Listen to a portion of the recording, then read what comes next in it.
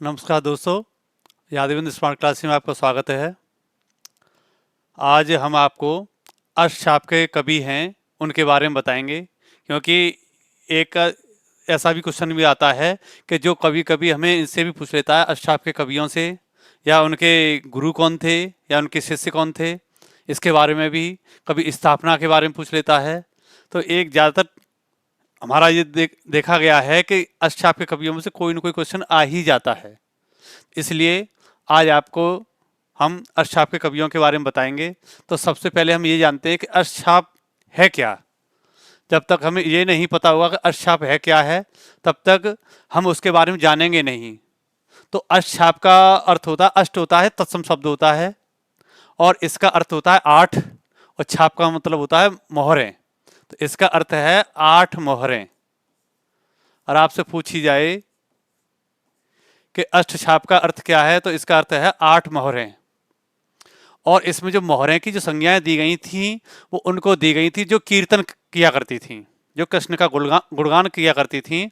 उनको आठ मोहरें की संज्ञा दी, और उसमें आठ कवियों को रखा गया जो उस समय के जो श्रेष्ठ कवि थे उनको रखा गया।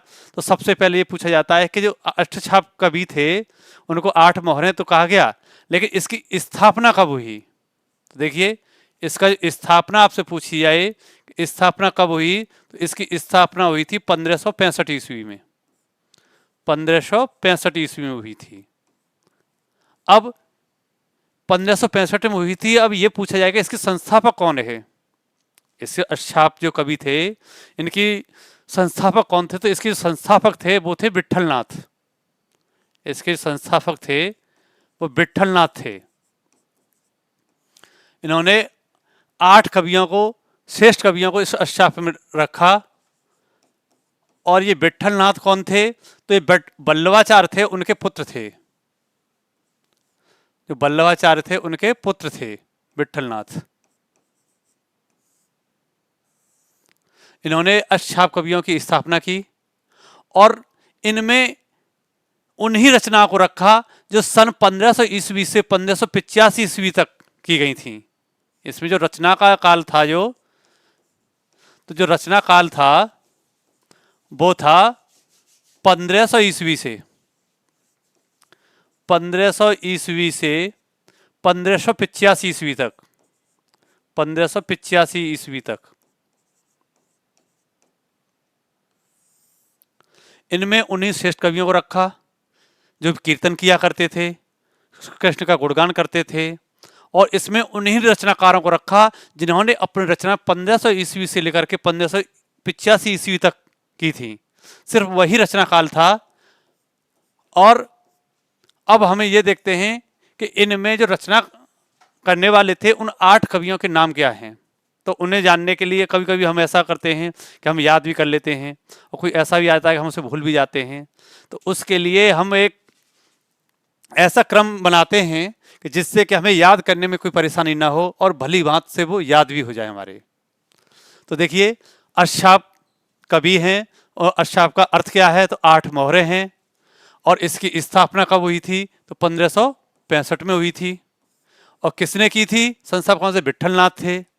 इसमें कौन सी रचनाओं को रखा गया, तो 1500 ईस्वी से 1585 ईस्वी तक के थे, सिर्फ उन्हीं कवियों को रखा गया, श्रेष्ठ जो कवि थे। तो उस समय का जो काल था तो स्वर्ण काल था, इसीलिए भक्ति काल का जो नाम है वो स्वर्ण काल भी रखा गया है। और इसमें जो कवि थे उनको हम पहचान करते हैं, तो वो थे हमारे। तो इसलिए एक हम तरीका अपनाते हैं, जिसे हम ट्रिक भी बोल सकते हैं, जो आसान तरीका है, जिससे कि हमें कभी नहीं भूलेंगे कि कौन से कवि थे, उनका क्रम भी कैसा था। तो देखिए, उनको हम करते हैं। तो पहला है हमारा, देखिए, कुंभ के सूर। कुंभ के सूर परमानंदा। कुंभ के सूर परमानंदा। कृष्ण छीत गोविंदा। कृष्ण छीत गोविंदा।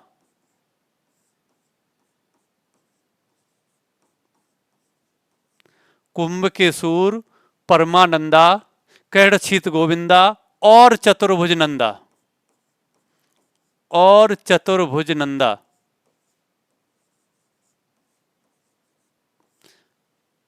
इसमें हमारे जो 8 कवि थे, आठों भी कवि आ गए इसमें हमारे, कि कुंभ केसूर परमानंदा कैडचित गोविंदा और चतुर्भुज नंदा।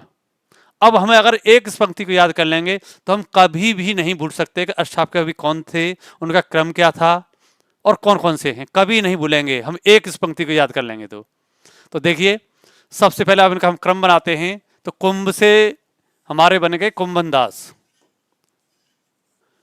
कुंभ से बने कुंभन दास। उसके बाद दूसरे हमारे सूर, और सूर से बन गए सूरदास, सूरदास। फिर है परमानंद, इससे तीसरे हैं हमारे परमानंद दास, परमानंद दास।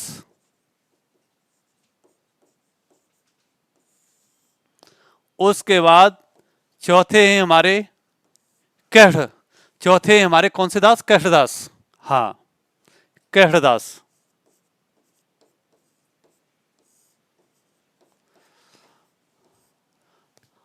पांचवें हैं हमारे छीत, और छीत से हो गए छीत स्वामी, क्योंकि जो साधु जो संत होते थे जो रचना किया करते थे वो अपने पीछे या तो दास लगाते थे या स्वामी का लगाते थे। तो तीसरे हमारे कौन से, छीत स्वामी, छीत स्वामी। उसके बाद छठवें हमारे गोविंद, तो गोविंद स्वामी, गोविंद स्वामी।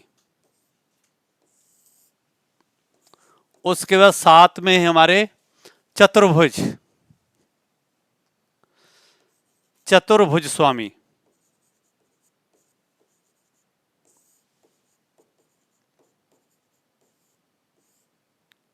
और आठवें हैं जो हमारे अंतिम भी हैं, और वो है हमारे नंददास, आठवें हैं वो है हमारे नंददास।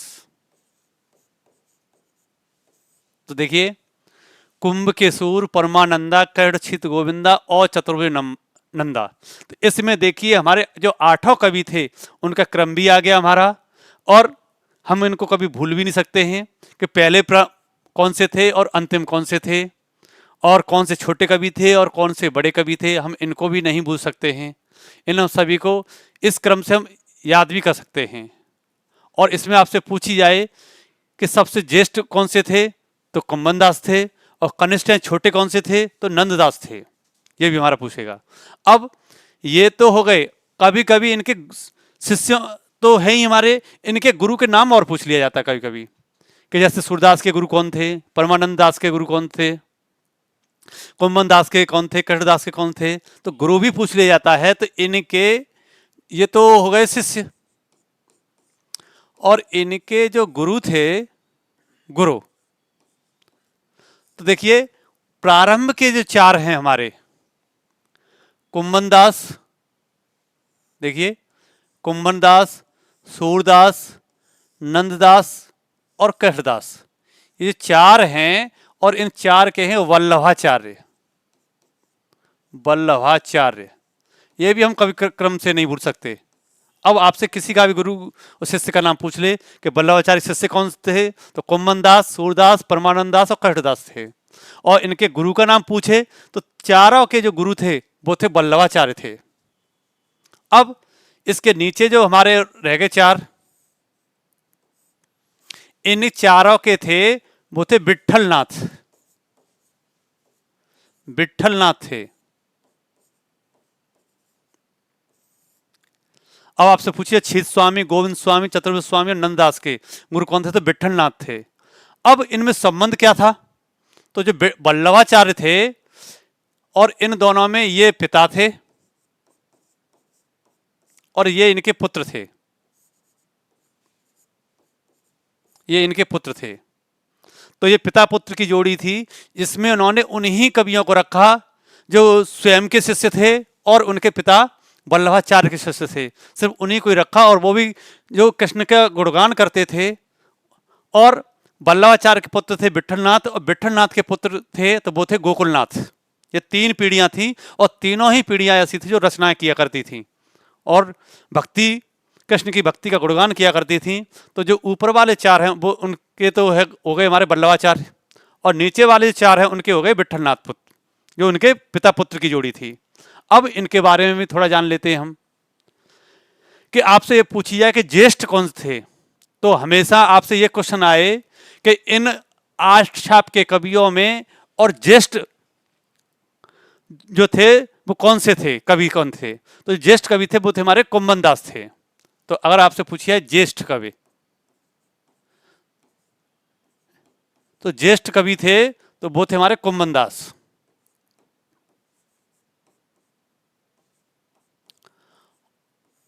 और कनिष्ठ यानी छोटे पूछी जाए आपसे, कनिष्ठ कौन से थे, कनिष्ठ हम छोटे से कहते हैं,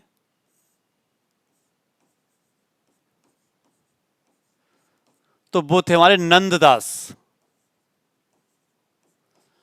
नंददास थे हमारे सबसे छोटे थे, और सबसे बड़े थे कुम्भन दास थे।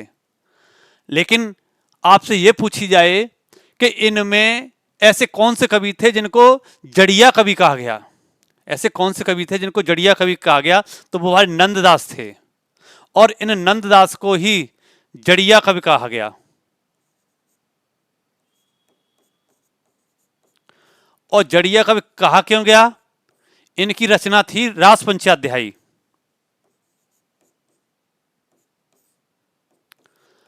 रास पंचाध्यायी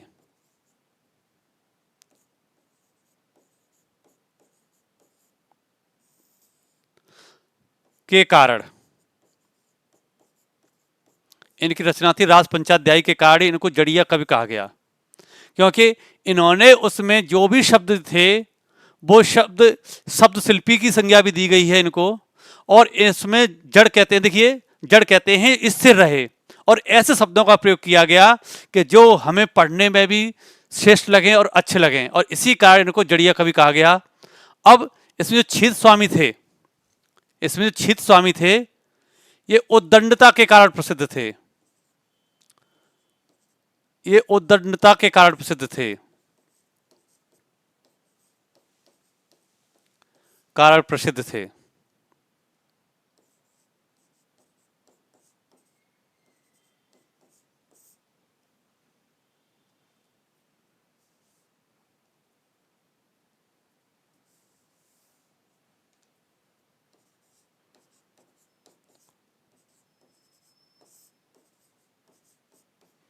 छीत स्वामी ये हमारे।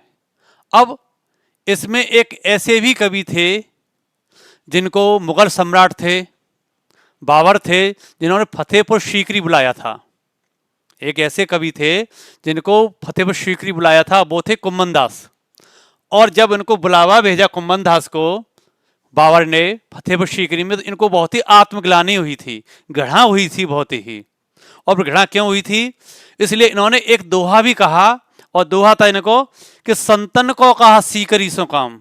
इनकी दोहा था कि संतन को कहा सीकरी सो काम, आवत जात पनहिया टूटी, बिसर गए हरे नाम। बिसारना कहते भूल जाने से। उन्होंने कहा कि संतों का सीकरी में कोई काम नहीं है, क्योंकि जब हम मथुरा में रहते थे तो कृष्ण का गुणगान करते थे, लेकिन हमको मथुरा से और फतेहपुर सीकरी बुलाया गया तो हमारा तो उसमें कोई लाभ नहीं हुआ। आते जाते हमारी पनहिया कहते हैं, पैरों में पहनने वाले जो चप्पलें होती हैं उसको हम पनैया भी बोल देते हैं, खड़ाऊ भी बोल देते हैं उनको। तो उन्होंने कहा कि सिर्फ हमारा जो भी हुआ सिर्फ क्या हुआ, नुकसान ही हुआ, कोई फायदा कोई नहीं हुआ, क्योंकि आवत जात पनैया टूटी बिसर गए है नाम। जो भगवान का गुणगान करते थे वो भी इस समय तो हम उसे क्या कर गए, भूल ही गए। तो हमारा कोई लाभ नहीं हुआ, सिर्फ घृणाई हुई। और ये पहली भी पूछ ली जाती है कि ये पहली किसने कही थी, तो कुम्भन दास ने कही थी। और क्यों कही थी, तो मुगल सम्राट बाबर थे, उनके द्वारा फतेहपुर सीकरी बुलाया गया था, तब इनको आत्मग्लानि हुई थी, तब इनको कहा गया था। और जो सूरदास थे वो कृष्ण, ये जो सूरदास थे ये कृष्ण लीला के लिए, भक्त प्रधान के लिए प्रसिद्ध थे। इन्होंने सबसे पहले जो कृष्ण लीलाएं थी और भक्ति प्रधान माना गया इनको,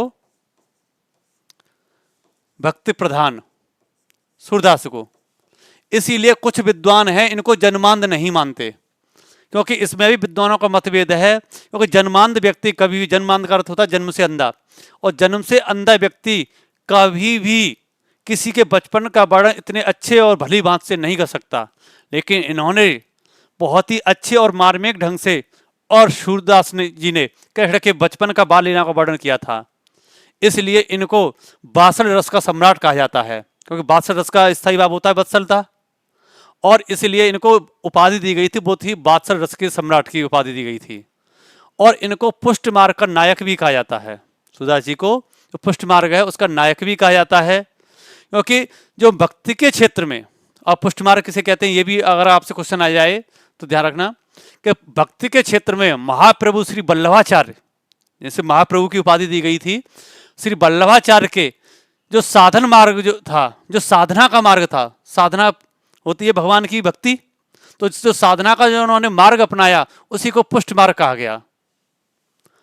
और इसमें जो गोविंद स्वामी थे, ये तो अपने गान इतने अच्छे ढंग से करते थे कि एक बार क्या हुआ था कि इनके गान को, मनोहर गान को सुनने के लिए स्वयं सम्राट थे, संगीत सम्राट थे जो तानसेन थे, वो स्वयं उपस्थित हुए थे जो इनका गान सुनने के लिए।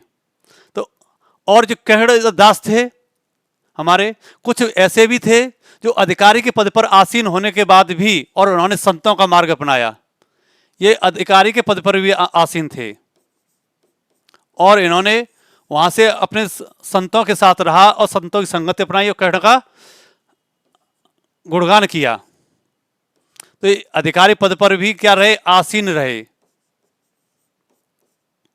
कौन रहे? कहड़दास रहे। तो इस प्रकार से अगर आपसे पूछी जाए कि वल्लभाचार्य के शिष्य कौन थे, तो हमारे कुंभन दास, सूरदास, परमानंद और कृष्णदास। और विठलनाथ के शिष्य कौन थे, तो छित स्वामी, गोविंद स्वामी, चतुर्वेद स्वामी और नंददास स्वामी। तो इसी प्रकार से इसमें जब पूछा जाएगा तो इसी प्रकार से पूछा जाएगा।